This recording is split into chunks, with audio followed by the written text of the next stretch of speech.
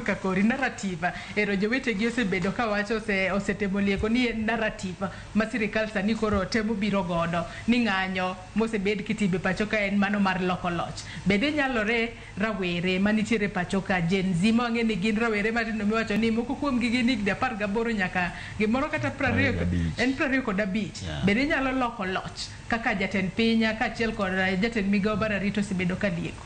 Erokamano.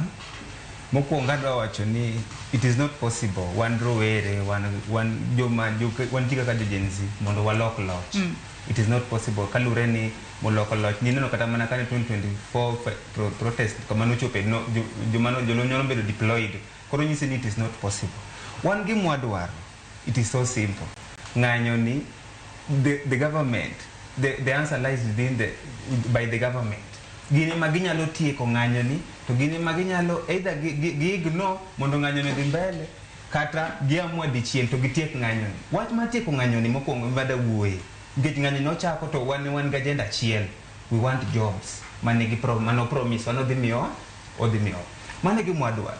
The government in its capability with the resources ma in go with the taxes more collect pile onyalo tieko ng'anyo ni mabed something of the past.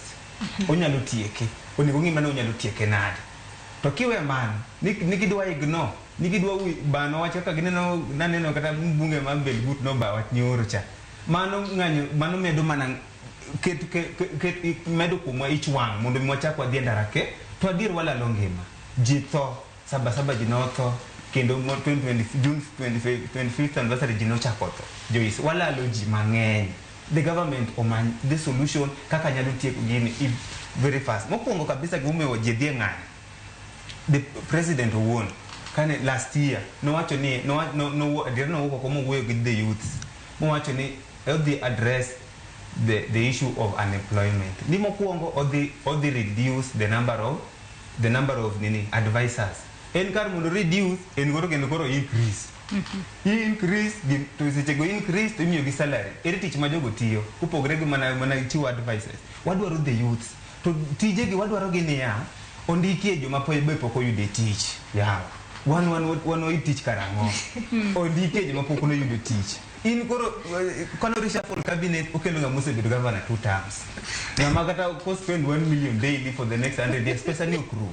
Wan waonge tich. Okidu omie kata nyithindo kidhi duong' office ng'ato sani ing'eng adier tieki school sani to apply tich online en mani apply for formality. Koro an gima dwaro address the president niya ko winja President Samoei William Ruto, the president of the Republic of Kenya, anyisi wacha chiel kata kibolokni to lokni tiek ng'anyo ni niya luong one counties 47 kose luong counties 47 kila county kano ja Murang'a dog Murang'a kene jaginene to oluong account list mar jomose graduate te to ka ng'adi matin ogai mar ODM Mano Raila Odinga chieng' sabasaba chieng' mane rowere bende wuok oko ng'anyo no yango ni owinjo bed ni kama ochope ni owinjo bed ni wabedo kod conclave bende rowere oikore mar bedo kod romo makamano kaponi oluonge Jen.